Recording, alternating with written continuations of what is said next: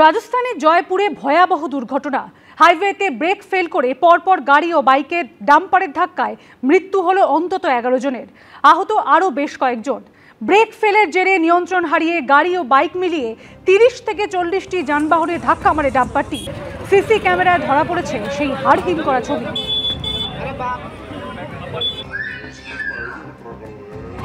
দুর্ঘটনার পর ডাম্পারের চালককে গ্রেপ্তার করেছে পুলিশ। স্থানীয় বাসিন্দা ও প্রত্যক্ষদর্শীদের দাবি, চালক মত্ত অবস্থায় ছিলেন। এমনকি চালক ব্রেক ফেল করার পরও হর্ন বাজাননি বলে দাবি প্রত্যক্ষদর্শীদের। এবার বিএলওদের চাকরি নিয়ে টানাটানির হুঁশিয়ারি দিলেন সিউড়ি তৃণমূল নেতা। রবিবার সিউড়ি 18 নম্বর ওয়ার্ডে তৃণমূল কংগ্রেসের তরফে আয়োজন করা হয় এসআইআর সচেতনতা শিবির। সেখানেই বুথ লেভেল অফিসারদের উদ্দেশ্যে প্রকাশ্যে হুঙ্কার ছাড়তে শোনা যায় সিউড়ি পুরসভার প্রাক্তন কাউন্সিলর পবিত্র দাসকে। এসআইআরকে ইস্যু করে ভয় দেখানোর রাজনীতি করছে তৃণমূল বলে কটাক্ষ করেছে বিজেপি। বিএলও যারা আছে তারা যদি মনে করে যে কাউকে ফলস পজিশনে ফেলে কোনো একটা ভোটারকে বাদ দেবে, তারও চাকরি নিয়ে টানাটানি হবে। মঙ্গলবার থেকে এনুমারেশন ফর্ম নিয়ে বাড়ি বাড়ি যাবেন বিএলও অর্থাৎ বুথ লেভেল অফিসাররা। তার আগে এবার বিএলওদের চাকরি খেয়ে নেওয়ার ভয় দেখালেন সিউড়ির এই তৃণমূল নেতা। কোনো বৈধ ভোটারের নাম বাদ গেলে আদালতে যাওয়ার হুঁশিয়ারিও দিয়েছেন তিনি। রবিবার সিউড়ির 18 নম্বর ওয়ার্ডে তৃণমূলের তরফে এসআইআর সচেতনতা শিবিরের আয়োজন করা হয়, কিন্তু সেখান থেকেই বুথ লেভেল অফিসারদের উদ্দেশ্যে হুঙ্কার ছাড়েন তৃণমূল নেতা পবিত্র দাস, যিনি আবার তৃণমূল পরিচালিত সিউড়ি পুরসভার 18 নম্বর ওয়ার্ডের তৃণমূল কাউন্সিলর পিঙ্কি দাসের স্বামী।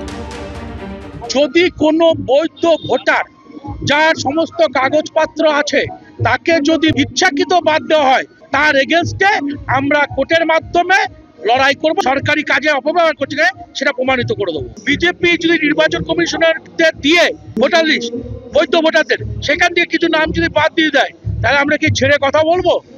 আমরা ঘেরাও করব, আমরা আটকিয়ে রাখবো। পাল্টা এ নিয়ে তৃণমূলকে চ্যালেঞ্জ ছুড়ে দিয়েছে বিজেপি।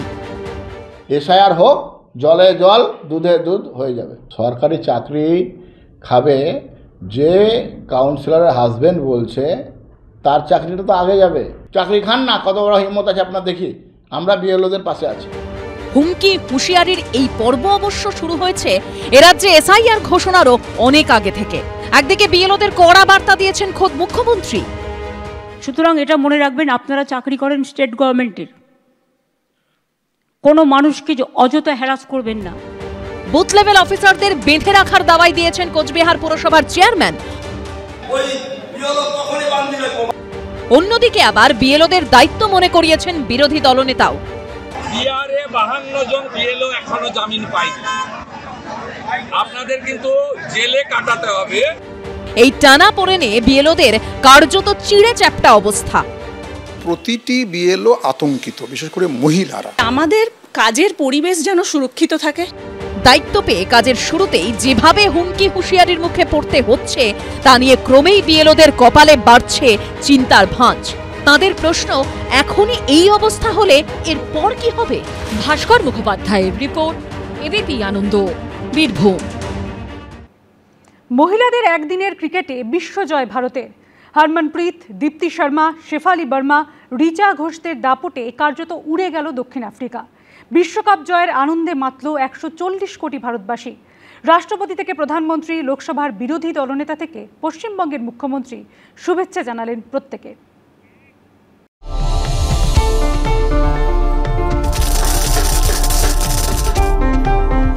ওরাই আজ ভারতীয় ক্রিকেটে অর্ধেক আকাশ, যারা রচনা করলেন ক্রিকেটের নতুন এক ইতিহাসের ঐতিহাসিক অধ্যায়ে। মধ্যরাতে দেশের মাটিতে ভুবন জয় করল ভারতের প্রমিলা বাহিনী। বাঙালি হিসেবে প্রথম বিশ্বজয়ী টিমের সদস্য শিলিগুড়ির রিচা ঘোষ রচনা করলেন নতুন ইতিহাস। রবিবার নভি মুম্বাইয়ে ডিওয়াই পাটিল স্টেডিয়ামে নীল জার্সি গায়ে এই 11 জন মেয়ের হারনামানা লড়াই ছিনিয়ে এনেছে বিশ্বজয়ের খেতাব, যা মাতোয়ারা করেছে কোটি কোটি ভারতবাসীকে।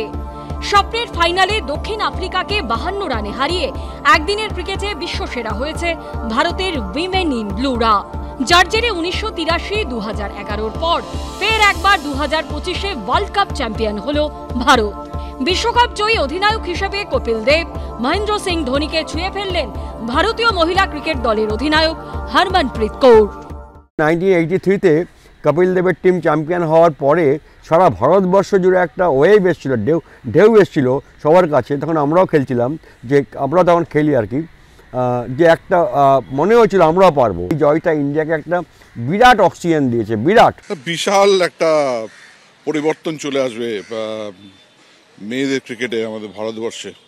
অলরেডি ভারত দুর্দান্ত করছিল মেয়েদের ক্রিকেটে, এবং যেটা আমরা পরিভাষায় বলে থাকি আইসিং অন দ্য কেক, এই বিশ্ব চ্যাম্পিয়ন হওয়াটা এবং নিজেদের দেশে এটা একটা বিশাল ব্যাপার। অ্যাবসলিউট টিম এফার্ট, দুর্দান্ত খেলেছে ভারত। রবিবার 46তম ওভারের তৃতীয় বলে কভারে খানিকটা দৌড়ে গিয়ে দক্ষিণ আফ্রিকার নাদিন ডি ক্লার্কের ক্যাচ হরমনপ্রীত কৌর মুষ্টিবদ্ধ করতেই নতুন ইতিহাস লেখা হয়ে যায় ভারতীয় মহিলা ক্রিকেটে। শুভেচ্ছা অভিনন্দন জানাই, কারণ যেভাবে ওরা এই টুর্নামেন্টটা খেলেছে, ভালো খেলেছে, ভালো পারফর্ম করেছে, সবাই দায়িত্ব নিয়েছে। এত বড় টুর্নামেন্ট একদিনের খেলা সম্ভব, যেদিন দেশ সেরকম পেয়েছে সেদিন সে সামনে থেকে এসে নেতৃত্ব দিয়েছে। মহিলা ক্রিকেটের সৌজন্যে আগেই ব্যাটসম্যান থেকে ব্যাটার বা ম্যান অফ দ্য ম্যাচ থেকে প্লেয়ার অফ দ্য ম্যাচে পরিবর্তন দেখেছিল ক্রিকেট দুনিয়া। রবিবার মহিলা ক্রিকেট দলের বিশ্বকাপ জয় ভারতীয় ক্রিকেটে আরও একটা নতুন শব্দ জুড়ে দিয়েছেন হরমনপ্রীত কৌর। ইনস্টাগ্রামে দলের অধিনায়ক এই ছবিটি পোস্ট করেছেন। এতদিন ধরে বলা হতো cricket is a gentleman's game, অর্থাৎ ভদ্রলোকেদের খেলা। রবিবার জয়ের পর যে টি শার্ট পরে ছবি আপলোড করেছেন হরমনপ্রীত, তাতে জেন্টলম্যানস শব্দটি কেটে লেখা cricket is a everyone's game. সদ্য বিশ্বকাপ জয়ী অধিনায়ক লিখেছেন, কোটি কোটি মানুষের কিছু স্বপ্ন থাকে, সেজন্যই ক্রিকেট সকলের খেলা। এতদিন আমরা ক্রিকেট বলতে শুধু তো পুরুষদের ক্রিকেটই বুঝতাম, তো মহিলা ক্রিকেট বুঝতাম না। আমাদের মেয়েরা প্রমাণ করলো যে মেয়েরা কি করতে পারে। রবিবার হাই ভোল্টেজ ফাইনালে 78 বলে ঝকঝকে 87 রান এবং 36 রান দিয়ে 2 উইকেট নেওয়া শেফালি ভার্মা হন প্লেয়ার অফ দ্য ম্যাচ। অন্যদিকে গোটা টুর্নামেন্টে 215 রান ও 22টি উইকেট নিয়ে প্লেয়ার অফ দ্য সিরিজ ঘোষণা করা হয় দীপ্তি শর্মাকে। আমার কালকে জন্মদিন ছিল, 90তম জন্মদিন। তো সেটা আমি সেই দিনই আমি এই বিশ্বকাপ জয় দেখলাম, আমার মনে হলো এটা আমার জন্মদিনের উপহার। একটা সময় ছিল যখন মেয়েদের হাতে ক্রিকেট ব্যাট বল দেখে অনেকেই বাঁকা চোখে দেখতেন। সেই মেয়েরাই আজ প্রমাণ করে দিল যে এবার থেকে ভারতে ক্রিকেট মানে শুধু কপিল গাওস্কর, সচিন, সৌরভ, ধোনি, যুবরাজ, রোহিত, কোহলি বা বর্তমানের সুপ্মান বুমরারা নন। সেই তালিকায় এবার নাম জুড়ে গেল হরমনপ্রীত, দীপ্তি, শেফালি, জেমাইমা, রিচাদের। এর আগে দুবার ফাইনালে উঠলেও জয় আসেনি, পারেননি মিতালি ঝুলনরা। তাদের কষ্ট ভুলিয়ে দিলেন হরমনপ্রীত, রিচারা। বিহারের সহরসায় নির্বাচনী প্রচারের মঞ্চ থেকে জয়ীদের অভিনন্দন জানিয়েছেন নরেন্দ্র মোদী।